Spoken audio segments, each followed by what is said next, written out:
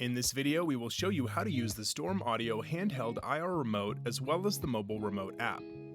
The handheld IR remote was designed to accompany the ISP Core 16, but will work natively with any StormAudio ISP MK2 or MK3 as well.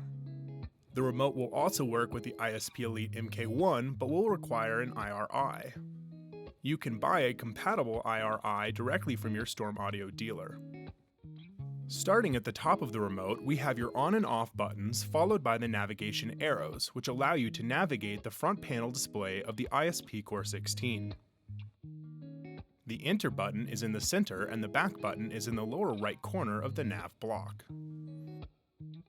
The Display button will toggle the on-screen display on and off, while the Info button will provide the details of the on-screen display momentarily. On the left side of the remote, we have the volume up and down buttons as well as the mute button. On the right side of the remote, we have the preset up and down buttons, which allows you to scroll between the presets you have activated. Next, we have the input hotkeys for inputs 1 through 4, which can be specified by the integrator in the settings landing page of the web user interface.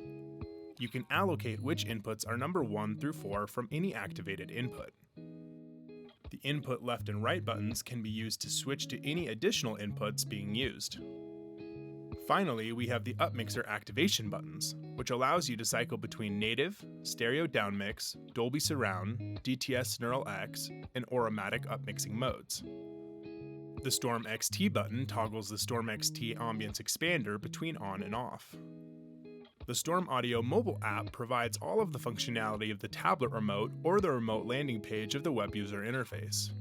Upon opening the app, it takes you to the Devices tab, which allows you to select which ISP you are currently operating or to add a new one. This is done by clicking the Add button and entering a unit's name and the corresponding IP address and then clicking Register. These settings can always be edited or the unit can be removed from the app by clicking the settings icon and selecting either Edit or Delete. Once you select a device, it will take you to the main theater home tab for that ISP. The other tab options are for the remote for other zones or back to device select. At the bottom of the screen, you will find a volume control. Selecting the up arrow will make the volume control go full screen as well as presenting mute and volume dim controls. This page will also display the active main source, listening preset, preferred upmix, and the detected audio stream.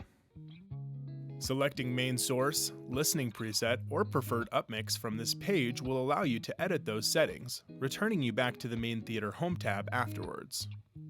Those settings can also be edited by clicking on them from the main theater home tab directly. The per listening content editors are available from this screen under Audio Adjustments. These controls are presented by sliders, and there is an area on the right of the screen to allow you to navigate the list of controls without accidentally adjusting the sliders.